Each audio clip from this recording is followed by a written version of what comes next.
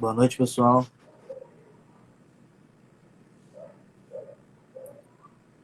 Vou chamar o nosso convidado aqui para a live.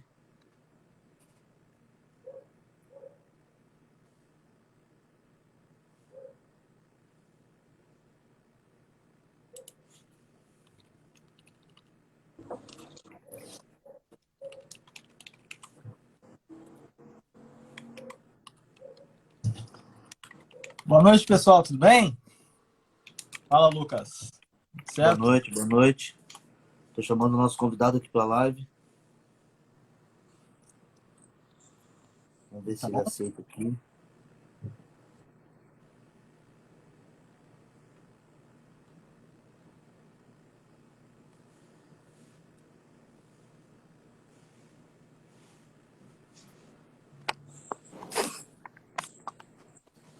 Boa noite, César. Rapaziada. Beleza? Tudo bem, cara. Tudo Tudo tranquilo? bem. Tudo bem. Toque na tela para ser. O que é isso aqui? Concluir. Tamo junto. Como é que vai, César? Dá para Beleza? ouvir bem aí? Tá ótimo, o som tá ótimo. Legal. Obrigado pelo. Vamos tirar um pouquinho. Obrigado por aceitar aí o Vamos nosso tirar um convite. pouco de teto. Que é isso, cara. Tamo junto. É isso aí. Vamos falar de futebol, falar de Grêmio, falar do que precisar falar.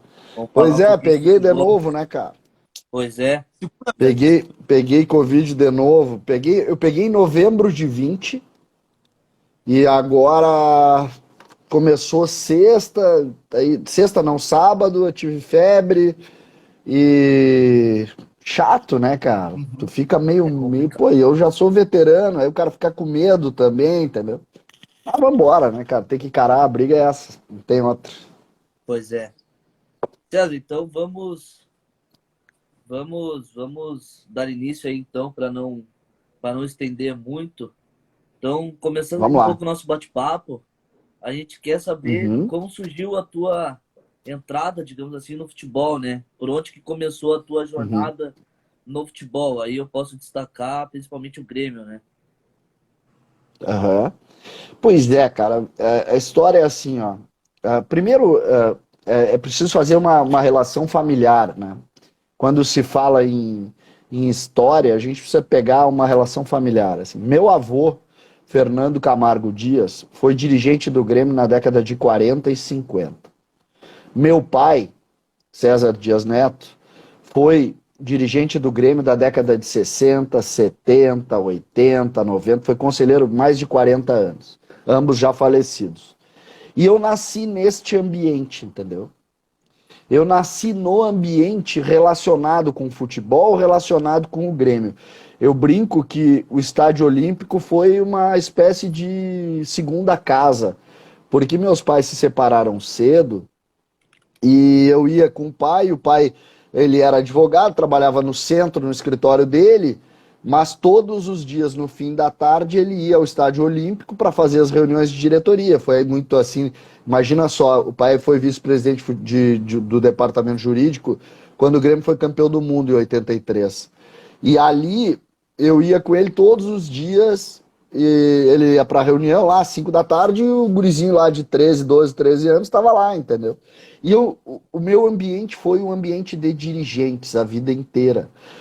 A turma do meu pai, o grupo político do meu pai, que começou no final dos anos 60 e anos 70, era o grupo que muitas pessoas muito mais conhecidas, era o grupo do presidente Fábio Koff, do Paulo Odoni, de grandes figuras, do Raul Regis de Freitas Lima, e foi nesse grupo que eu me criei, entendeu? Além do meu pai, o meu tio, que é o Nelson Omedo, foi diretor de futebol também. Então é uma relação muito. Cara, eu não sei nem o que é não ser isso, entendeu? Não viver, não conviver com a relação do Grêmio, com a relação de parceria, no sentido de entendimento de que o Grêmio tem que estar acima de tudo, de que a relação com o Grêmio é uma relação de ajuda, de apoio ao Grêmio. Então eu fui criado nesse ambiente. Aos poucos, eu também fui recebendo oportunidade por estar ali perto, nos anos 90 e depois, quando o Grêmio teve, que para mim é uma contribuição muito legal, que eu gosto muito de contar, quando o Grêmio teve a maior dificuldade da sua história, que foi no ano de 2003, ninguém queria assumir o Grêmio. Aí o presidente Flávio Obino assumiu e chamou muitas pessoas. E eu fui um dos que ele chamou. Ele, César, eu queria que tu ajudasse aqui na base. E ali eu assumi um cargo nas categorias de base de um Grêmio que não tinha nada. O Grêmio, por exemplo, para vocês terem uma ideia, o Grêmio ali, ele tinha dificuldade, inclusive, de pagar a gasolina ou o diesel para o ônibus ir até Eldorado para treinar. Foi neste ambiente, por exemplo, que se moldou muita coisa, entendeu?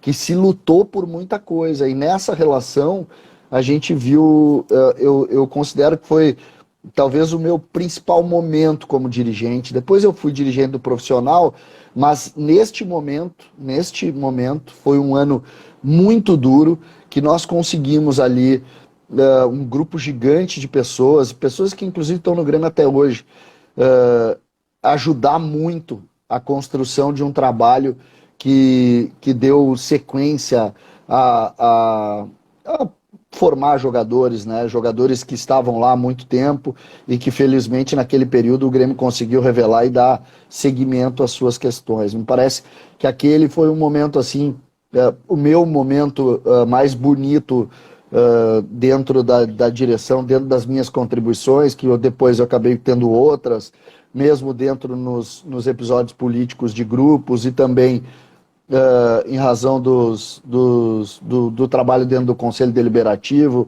mas para mim o momento assim que eu considero mais raiz, futebol raiz, e a gente pode falar, eu sei que vocês gostam muito de falar de categoria de base, para mim foi aquele ali. Foi uma grande comissão que desenvolveu um projeto de formação do Grêmio e a partir dali a gente recuperou alguns passos que havíamos perdido e o Grêmio conseguiu ter sequência e continuidade e criou uma série de situações desse trabalho, por exemplo, a gente viu nascer Marcelo Groy, a gente viu nascer o Galato, a gente viu nascer o Carlos Eduardo, a gente viu nascer o Lucas Leiva, a gente viu nascer o Anderson, o Andershow, a gente viu nascer o Anderson Pico, a gente viu nascer o Léo, a gente viu nascer o Léo Gamalho, que na época era Leonardo, a gente viu nascer, enfim, bons jogadores para o mercado e jogadores que renderam muito para o Grêmio. Tecnicamente, Carlos Eduardo, Galato, Groy, Lucas Leiva e outros financeiramente, como Marcelinho, que foi importante para financiar a Série B naquele ano,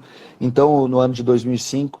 Então foi um trabalho que eu considero legal, assim, eu considero um trabalho que as pessoas, às vezes, quando a gente fala em categoria de base, a gente não consegue medir, muitas vezes, a participação das pessoas.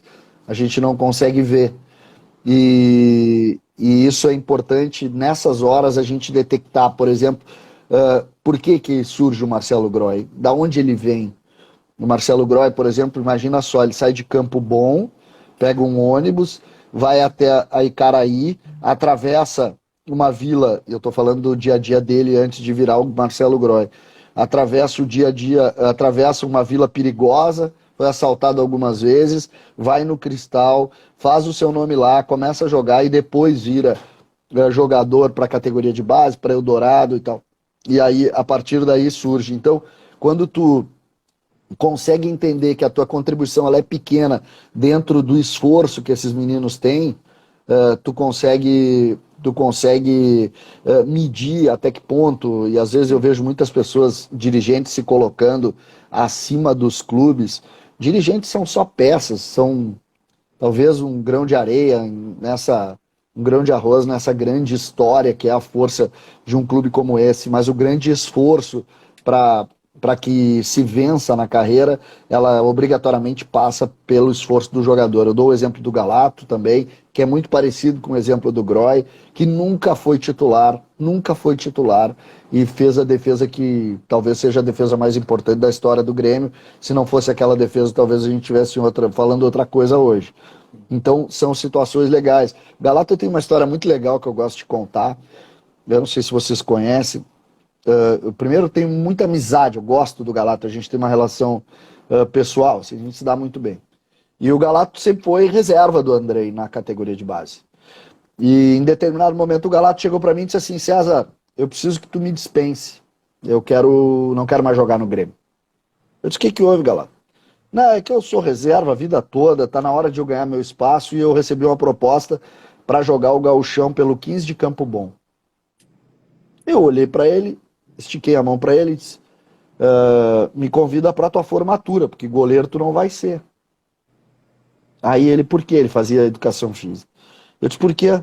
Não, porque tu vai sair do Grêmio, cara, categoria de base, último ano, para ir jogar um gauchão, ser reserva do Márcio Agonese.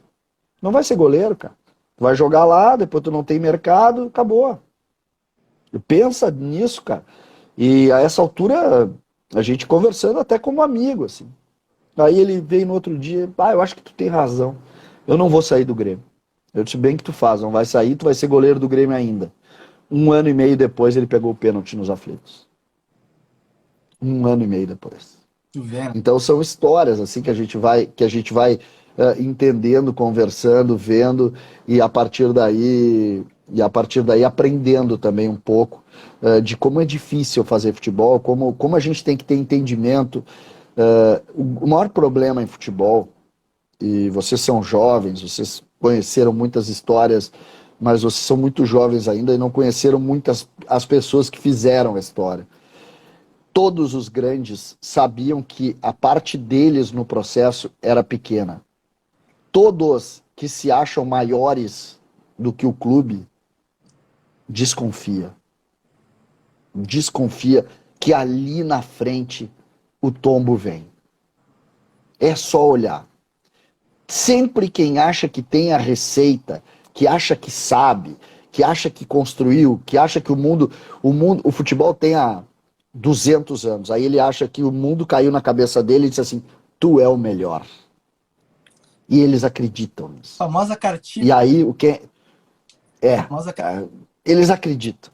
E aí a gente vê um clube como o Grêmio, por exemplo, que já enfrentou sérias dificuldades, exatamente como isso. Por exemplo, para mim a maior dificuldade da história, e o Grêmio está próximo de ter uma grande dificuldade, tá? Muito próximo. Eu não vejo o Grêmio hoje correndo risco ainda, mas o Grêmio está muito próximo de ter uma dificuldade. E o Grêmio tem que entender, e agora tem que montar um discurso único para trazer as pessoas para o seu lado. Não adianta a gente não trazer. A hora é de trazer as pessoas para o lado. A hora é de chamar todo mundo, todos os gremistas, e dizer, cara, vamos caminhar juntos aqui.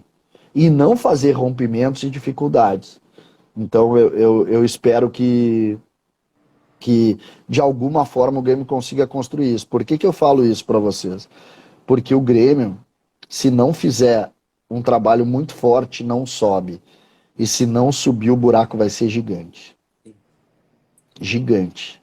Maior até do que o buraco de 2005. Em 2005, a regra do futebol era diferente de hoje. A distribuição de verba era diferente de hoje.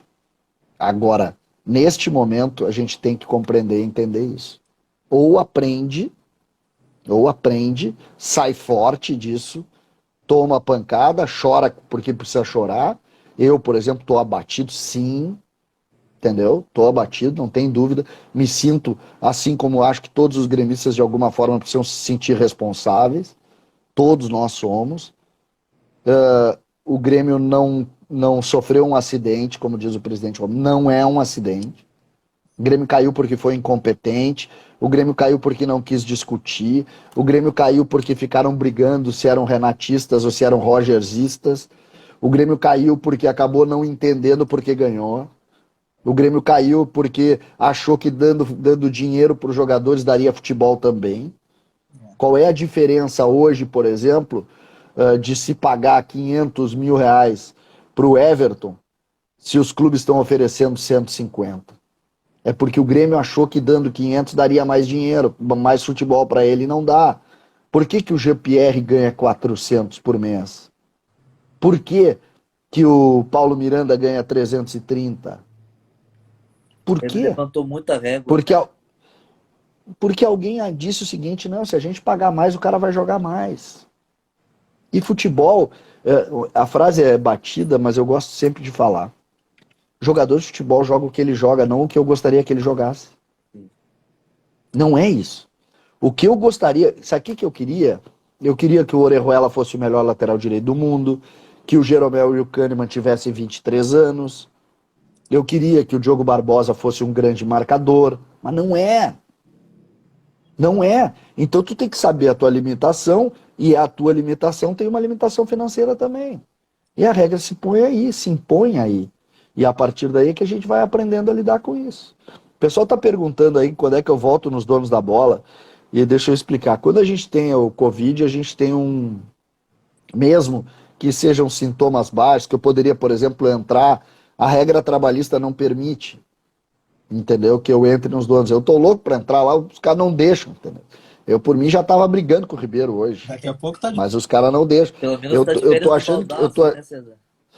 Não, que nada. Hoje, daqui a 30... Que horas são agora, exatamente? 9h20, quase. 9h15. Pois é, daqui a 40 minutos começa o debate raiz lá no YouTube, que eu vou ter que encarar o Baldassim. Mas o Baldassi tá meio brabo com o Inter, tá bom de falar com ele. Sim. Tu sabe, César, que você comentou sobre a oportunidade que você teve no Grêmio em 2003, né, a sua primeira oportunidade, e eu tenho algumas perguntas, tá, sobre isso. Primeira pergunta, Vai. como tu encontrou o Grêmio em relação à categoria de base? Né, como que tu encontrou a estrutura da categoria de base? E a partir disso, quais foram as ações que tu planejou, né, que tu colocou junto com o teu time para reestruturar isso e mudar e para que tivesse, né, vários frutos ali posteriormente, como você falou, Lucas, Galato, enfim. E quais foram os eu acho que também que tu teve nessa experiência? Ali eu acho que é o... E aí a gente pode fazer o paralelo com 2011, tá? Quando eu fui do profissional, mas eu, como sou um cara muito ligado à base, eu passava direto com o pessoal da base. 2003, 2004, o Grêmio quebrou. Uhum. Tá? Não tinha dinheiro para nada. Foi aquilo que eu coloquei para vocês. Muitas vezes tu tem que treinar atrás do campo do profissional ali no Olímpico, porque tu não podia ir para Eldorado, porque os jogadores, imagina um time sub-20 não poder treinar fora. Time sub-17, que era uma máquina no nosso time, e a gente não podia ir treinar. O que tu faz nessa hora? Primeiro, e para mim é o primeiro ponto, até pegando a tua pergunta e a forma como tu fizesse a pergunta. Primeiro ponto, nunca acha que a solução está em ti. Para o Grêmio vencer, nós estamos falando de uma superestrutura. Para o Grêmio vencer, tu tem que ter um ambiente político que carregue junto. Isso a gente conseguiu ali. Tá? Isso a gente conseguiu. Todo mundo viu a dificuldade do Grêmio e disse, cara, vamos por aqui. Depois, aí vem eleição, aí tu vai falar de um outro mundo, que é lá a presidência. Não é isso que eu tô falando. Tô falando do segundo escalão para dizer, gente, vamos nos ajudar. Estamos todo mundo aqui no mesmo barco, vamos nos ajudar. Isso foi fantástico. Maior até do que hoje. Com toda a superestrutura, que tu tem um fogo amigo aberto, todo mundo se pegando internamente. Lá não. Lá não. 2011, qual é o paralelo? O Grêmio conseguiu se reconstruir e fez o que eu considero fantástico, e aí a gente pode botar, por exemplo, no trabalho do presidente Paulo Odoni e do Rodrigo Caetano e da turma que ali dominou, que foi o seguinte, investimento. Por quê? Hoje tu tem um processo de captação, vamos lá, vamos imaginar que tu consiga receber 100 meninos por mês, tá? Em todas as categorias. Tô chutando um número aqui só pra gente fazer um cálculo. 100 meninos por mês. Se tu aumenta a tua estrutura, tu pode aumentar o número de testes, por exemplo, ou de experiências que tu tem com os meninos, que tu vá para 200. É óbvio que o teu resultado no final é melhor. A probabilidade né, do resultado. Evidente. Quando tu monta uma estrutura, vou te dar um exemplo. O Lucas Leiva, o Grêmio foi jogar um campeonato lá em Dourados. Botou dentro do ônibus e veio com ele. Lucas Leiva joga na Europa desde quando? Entendeu? Então tu consegue construir. Tu pega exemplos de jogadores que tu vai conseguindo construir. Hoje, o Grêmio tem uma super estrutura que consegue comportar tudo isso. Qual é o grande problema do Grêmio hoje? É esse gargalo do profissional. Tu tem criação, tu tem os jogadores, mas tu não sabe nem como tu leva para o profissional e tu não sabe principalmente qual é o potencial deles. O Grêmio, por exemplo, fez isso na marra. Quem é que jogou no Grêmio efetivamente? Só os diferentes. O Grêmio não conseguiu revelar nenhum jogador que não fosse muito diferente. Por exemplo, os que não foram diferentes sucumbiram. Presta atenção em todos aí. O Caio, por exemplo. O Lima. Por que que eles não jogaram? Por que que o Grêmio contratou o Luiz Fernando e não ficou com o Lima? Se o Lima era da base e o Luiz Fernando não era. O Lima é melhor ou pior que o Luiz Fernando? Não, é porque esses tu não sabe guardar. Esses tu não tem projeto para ele. Então tu tem pro Arthur, que entra e vai jogar 2 meses depois na Europa. Tu tem pro Luan, que é gênio. Tu tem pro Everton, que é um monstro. Mas não é esse o trabalho total. O trabalho é saber o seguinte, vem cá, quem é o zagueiro reserva que eu posso ter? Eu posso ter um zagueiro da base reserva? O Thierry lá, que até é do nosso tempo, eu acho. O Thierry é pior do que o Paulo Miranda? Não sei. Tenho certeza que é mais barato que o Paulo Miranda. Mas não sei se é pior. Então, assim tu vai construindo. O que que o Grêmio fez? E isso historicamente, tá? Não agora. O Grêmio pegou a base e disse o seguinte, só quero os que são fora da curva. E aí tu cria um ambiente interno que o Fernando Henrique hoje está pedindo para ir embora. O Rodrigues hoje está pedindo para ir embora. Os jogadores estão pedindo para sair. Por quê? Porque eles sabem que eles não vão jogar. Eles sabem que na hora do aperto, o Grêmio vai ali no futebol de São Paulo, pegar um jogador que é reserva do São Paulo e traz para cá pagando 20 vezes mais. E aí tu cria isso. Esse ponto me parece o ponto principal. A estrutura de captação, a estrutura de organização que o Grêmio tem hoje, ela é ideal ou perto do ideal. Ponto. O Grêmio precisa agora entender o gargalo. Eu chamava de buraco negro, que é um funil da base para o profissional. Eu usava, isso aí foi em 2013, eu acho, 2002, eu acho, que eu dizia, nós temos que criar uma transição. Depois virou time de transição, mas a ideia não era uma transição, não era um time, era um conceito. E ali dizer o seguinte, cara, esse cara eu tenho que saber quem ele é, todos eles. Porque imagina só, e na verdade o raciocínio veio em cima do Galato até. O Galato, o Grêmio ia perder. O Galato só jogou porque os goleiros que foram contratados para a Série B acabaram. Vocês lembram? Vocês não lembram, né? Vocês eram muito novos. Mas o Grêmio contratou goleiros que não foram bem. E lá pelas tantas, e aí quem é que tem? Bota o Galato aí. Um jogo lá em Criciúma. Aí ele, pum, fechou o gol. Ah, então deixa ele aí. Por acaso. E tu acha, César? E o Galato não era craque, tá? Não era. Não era. O Galato era um goleiro, era um bom goleiro, mas um goleiro de Grêmio. O Galato, ele ganha o protagonismo que ele ganha porque ele fez o que ele fez. E ele virou lenda, mas o Galato, o Andrei era muito mais goleiro que o Galato. Depois se mostrou, não, o Galato depois foi mais que ele, né? Mas eu tô dizendo de análise na categoria de base. O Galato foi muito maior que o Andrei, né? Sim. Sim. Mas a participação do dirigente nessa etapa de transição é muito importante, porque, por exemplo, você citou a questão do Galato, você citou a questão do Paulo Miranda. O Internacional tem esse problema hoje, né? Falamos hoje do Moisés, eu e o Lucas estávamos conversando sobre o Moisés. Na base, tu tem que ter um lateral esquerdo melhor que o Moisés. Tu tem que ter uma... Não sei, né? Não sei. É que esse é que é o ponto. Por isso é que eu falo em política. Por isso é que eu falo em política de futebol. Tu tem, muito bonito, o lateral esquerdo do Inter lá, o Léo Borges, é melhor que o Moisés. Tá? O Inter não tem tempo para esperar o Léo Borges jogar. O que tu vai fazer? Tu tem que criar um ambiente para que quando ele jogue inteiro. Por que tu acha, por exemplo, tem muita gente dizendo que a culpa do Grêmio ter caído foi a base? Não. Porque botaram muito guri pra jogar. Tem muita gente que defende isso. Aí tu vai dizer o seguinte, se botaram pra jogar sem ter condição, é pior ainda. É pior ainda. Coloca a responsabilidade que não tá pronto, né? Não, é um absurdo. Então, por exemplo, tu tem... vou te dar um exemplo de um jogador que me decepcionou, tá?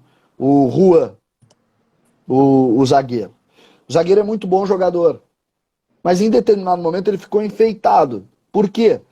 Esses dias eu vi o Diego lá, o executivo do Grêmio, falar que a imprensa valorizou muito ele, por isso é que ele ficou assim. Cara, que mundo esses caras vivem, velho? Que mundo esses caras vivem? Como é que pode alguém dizer isso? E aí, um pouco depois, venderam esses jogadores. Então, sabe, a gente tem que ter ideia. Para mim, o grande ponto, e acho que o Inter está muito bem nesse aspecto, tá? O grande ponto para mim é o planejamento. Planeja. Eu não quero nem saber se teu plano é bom ou ruim, mas planeja, velho. Entendeu? Eu vou ter 6, 7, 8 jogadores da base aqui. Desses 8, 5 deles vão jogar X minutos. Desses 5 aqui, eu preciso 3 deles sendo titulares no ano que vem. E tu vai trabalhar para isso. Por exemplo, em 2011 o projeto era esse.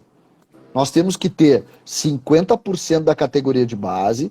Desses 50% da categoria de base, o time titular, os 15 principais, tem que ter 3 titulares absolutos da base, obrigatoriamente. E no ano que vem eu tenho que ter 4, e no outro ano eu tenho que ter 4 de novo. E todo ano eu tenho que botar, até que eu tenha um grupo constituído da base que dê resposta.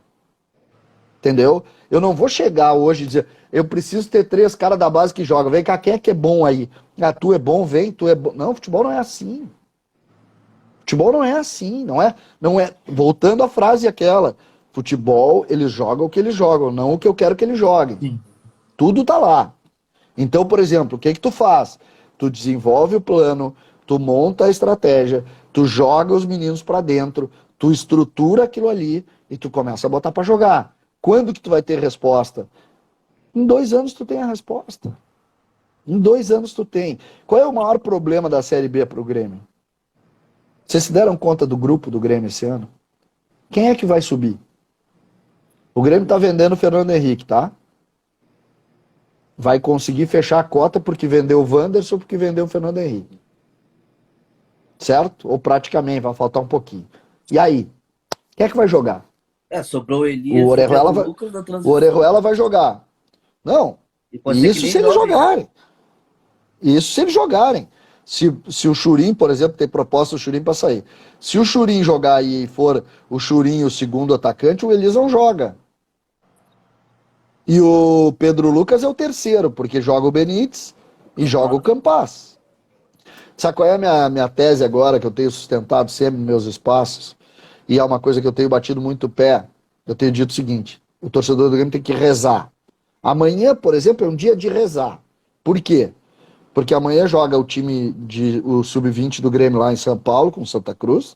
E amanhã, às 10 horas, tem o jogo do Grêmio contra a equipe do São José, o jogo treino do time de transição. Por que rezar? Porque a única chance que o Grêmio tem agora desses meninos pularem de fato e esses meninos conseguirem voar é eles montarem grandes campanhas nesses jogos que eles têm oportunidade. Por exemplo, ganha bem do São José, ganha bem o outro jogo lá de amistoso lá contra o Concórdia, entra no gauchão nos 3 primeiros jogos e ganha 3 partidas. O Wanderson foi Torcedor, um que olha, voou na copinha, né? É óbvio. O Wanderson foi um que Olha voou ali, na copinha. não, eu nem tô falando tanto na copinha, tá?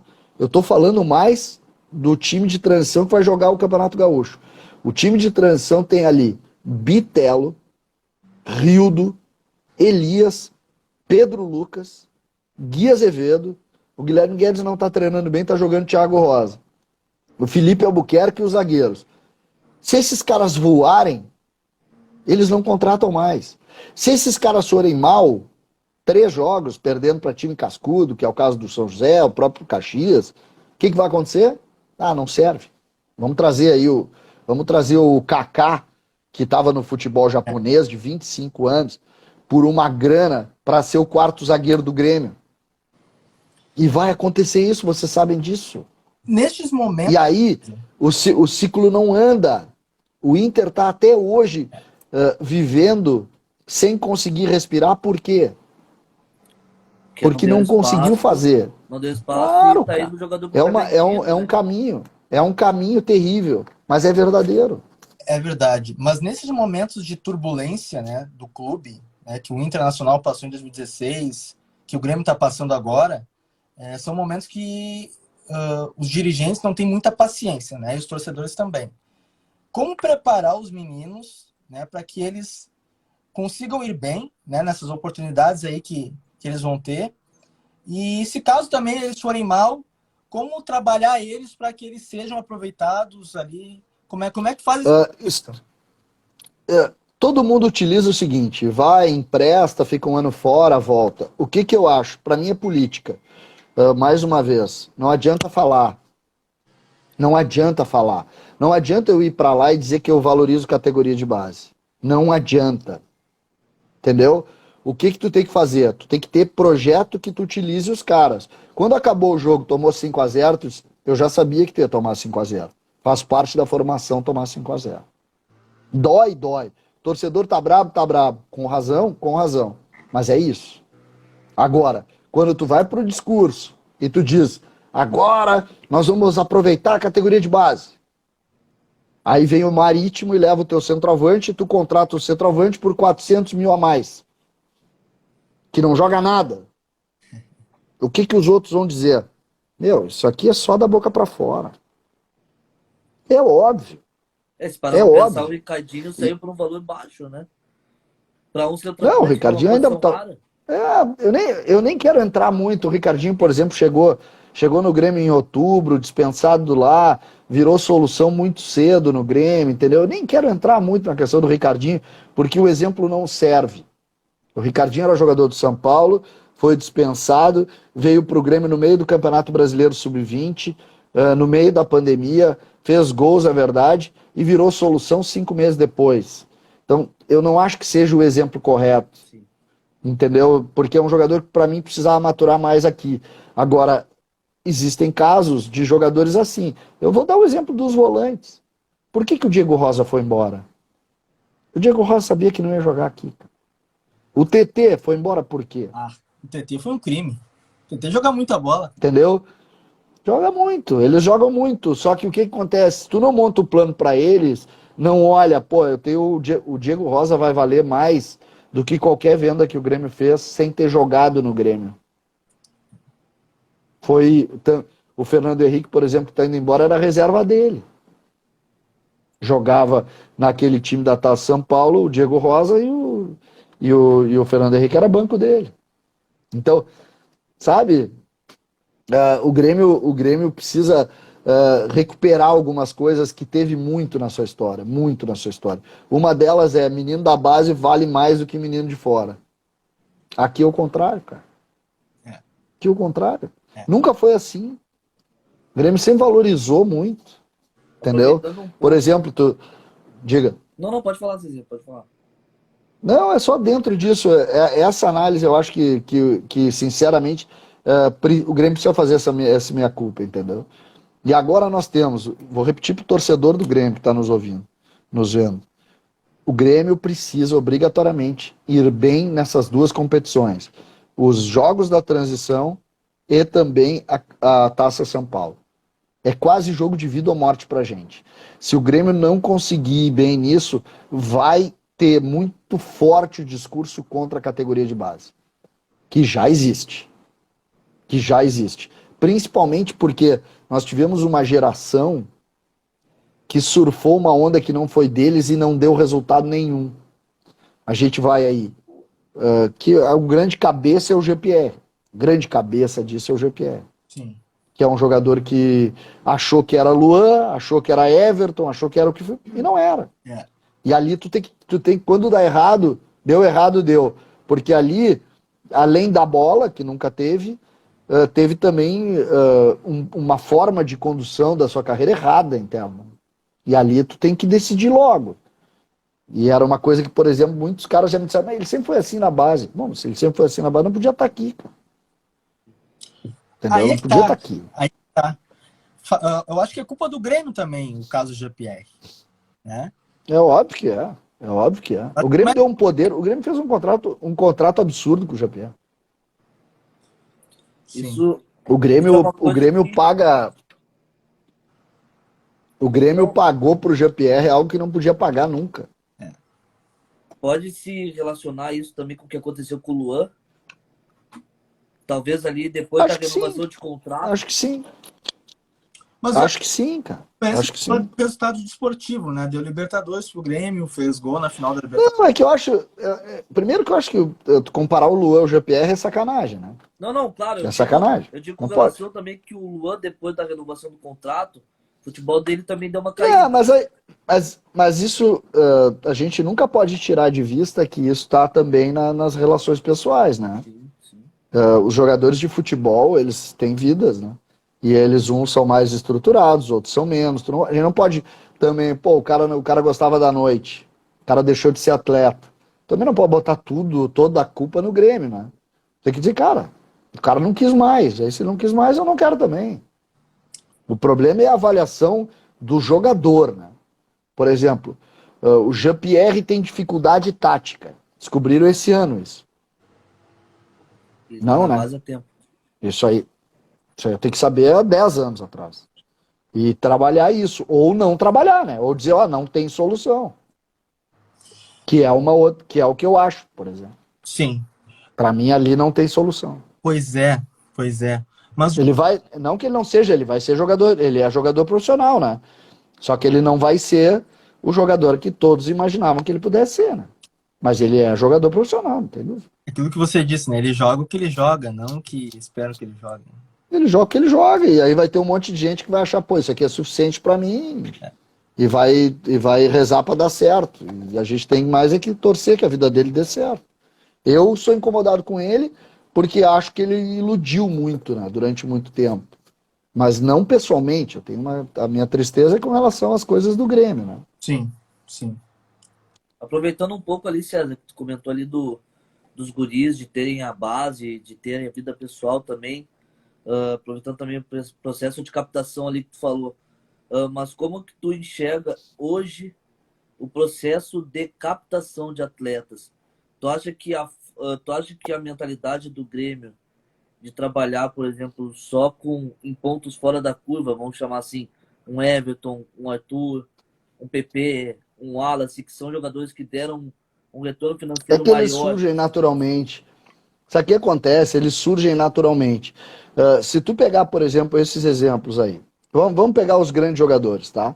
O Wallace, Everton, Luan, PP, Arthur, Diego Rosa, Arthur. Só o Arthur tá no Grêmio desde pequenininho. Os outros vêm com dinheiro, Uhum. que é o quê?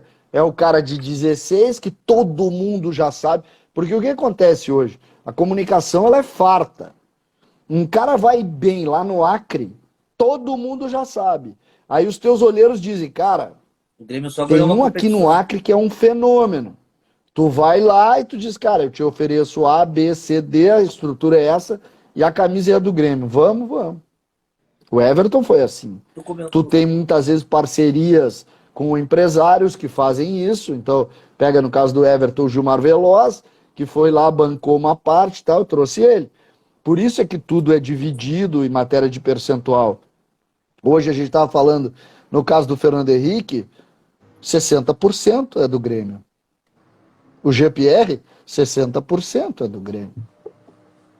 mas ali tu Então, comentou, para completar, do Arthur ali ser o único que está na base do Grêmio. Tu acha que isso, não, é que ele é de Goiás, mas ele veio oriundo, mais eu digo cedo. mais novo, O né? Mais olheiro. novo da base. O Mas tu acha que Santos, o isso pode Santos, por ser. exemplo. Não, desculpa, só para completar. Eu acho que não tem regra. Tu acha Não que tem isso regra. pode ser um problema no processo de captação?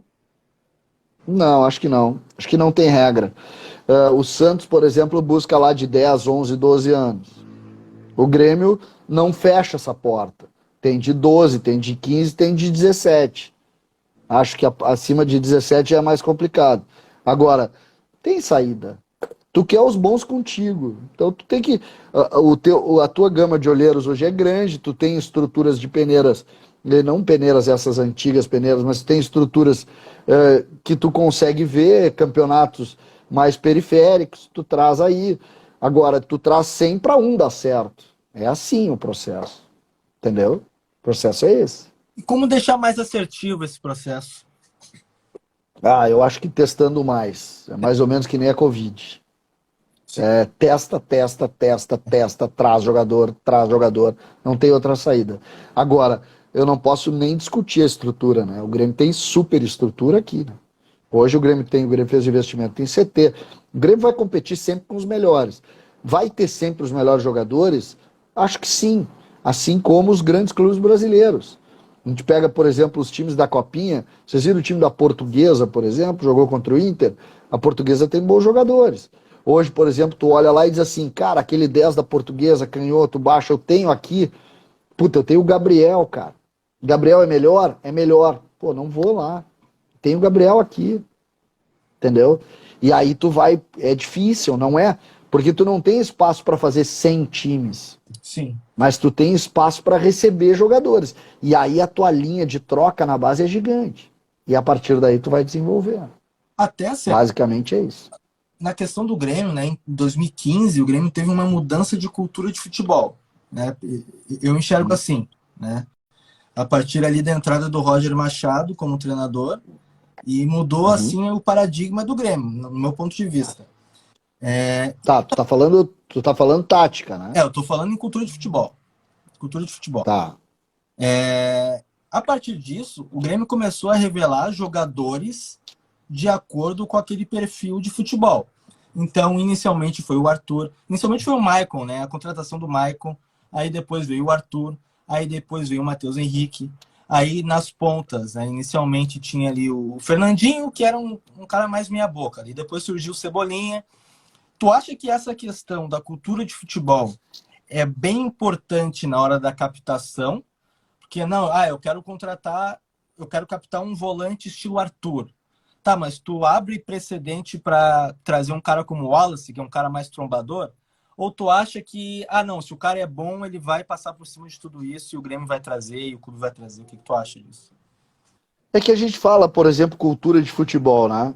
Eu acho que o treinador ele precisa chegar e utilizar as características dos jogadores que tu tem. Tu não vai conseguir ter Pedro Rocha não é igual ao Everton, que não é igual ao Ferreira. O Arthur não é igual ao Matheus Henrique, não é igual ao Darlan. Se criou uma ideia, para mim esse é um dos grandes problemas do Grêmio. O Grêmio achou que trocando os nomes e mantendo o mesmo esquema de jogo daria certo. Não dá. Sim. Porque os caras são diferentes.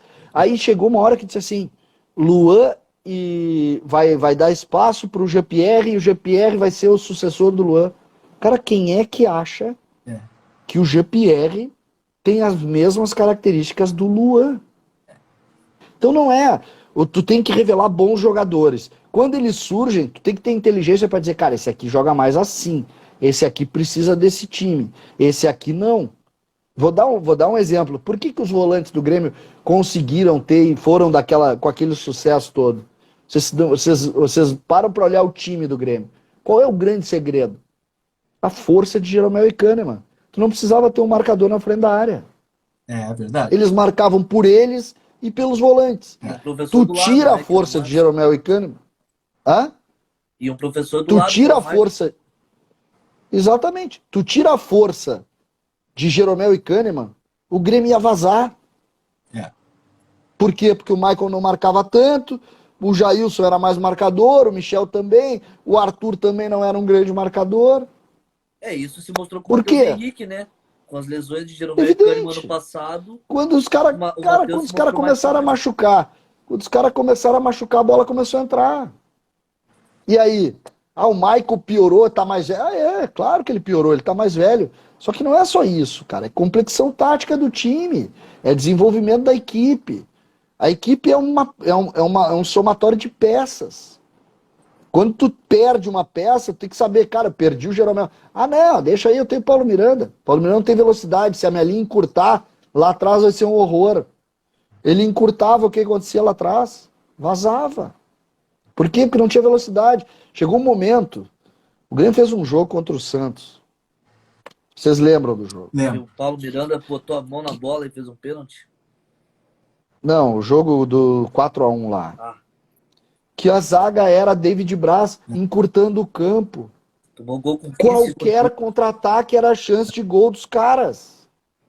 E o treinador do Grêmio, o Renato, não viu, cara, ele não é o Kahneman, ele não é o Jeromel. É verdade. Se ele encurtar o campo aqui, nós vamos tomar bola nas costas aqui e vai ser um caos.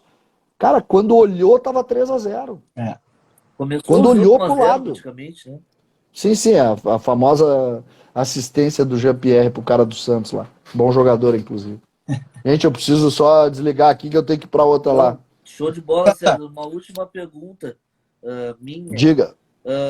Para hoje no processo de captação, como que tu acha que tem que ser feita a análise para ver se ele é um bom jogador? Tu acha que só dentro de campo é suficiente para fazer essa análise? Ou tem que ser feita uma análise mais abrangente?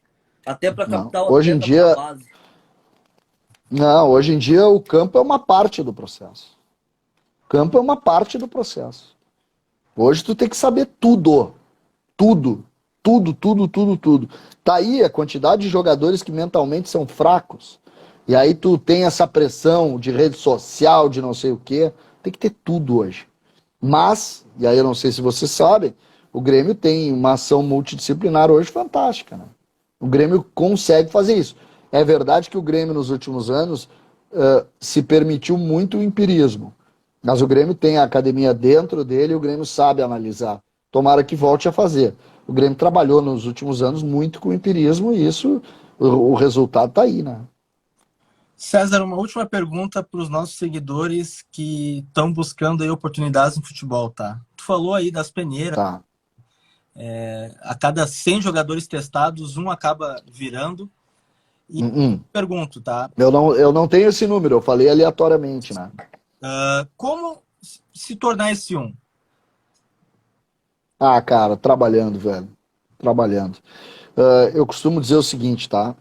Dos 12, até os 12 joga bola. Joga bola, brinca com a bola. Depois tem que Dos jogar futebol. 12 aos 21. Depois tem que jogar futebol. Dos 12 aos 21 trabalha, velho. Trabalha. Tem que ser trabalhador. E o que é trabalhador? É ser atleta.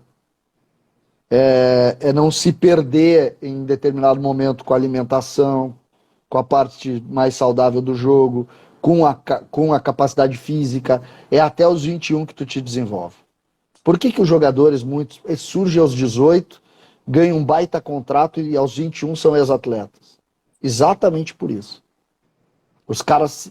o melhor jogador que eu vi em categoria de base não foi jogador. Com 18 era fenômeno. Eu nem vou dizer o nome dele, que depois ele jogou. Mas jogou 1/10 do que ele podia jogar. Se ele dos 18 aos 21 tivesse entendido, e hoje ele me disse, esses tempos até ele entrou em contato comigo, ele disse, pô, eu não te ouvi. Pois é. Ele não trabalhou dos 18 aos 21, bebia, ia pra noite, tinha um monte de namorado. Não trabalhou. Ele virou um jogador comum. Se ele tivesse trabalhado, seleção brasileira. Jogava mais que o Anderson. Não jogou. Então tá, César. Muito obrigado. Tá, gente? Valeu, hein? Muito eu que obrigado agradeço, pela cara. live, foi muito bom. E melhoras aí na Covid. Tamo junto, cara. Certo. Muito obrigado aí. Valeu. Eu que agradeço, cara. Obrigadão, hein? Abração. Valeu, obrigado. Tchau. Valeu, obrigado. Então é isso aí, pessoal. Obrigado, pessoal. Uma boa noite a todos. César Cidade Dias. Tamo junto, rapaziada. Obrigado aí pela presença, por estar conosco nessa noite. E seguimos aí. Vem mais por aí. Daqui a pouco tá nova aí. Valeu, gente. Pessoal. Boa noite a todos. Como é que eu saio aqui agora? Não sou blogueiro, cara.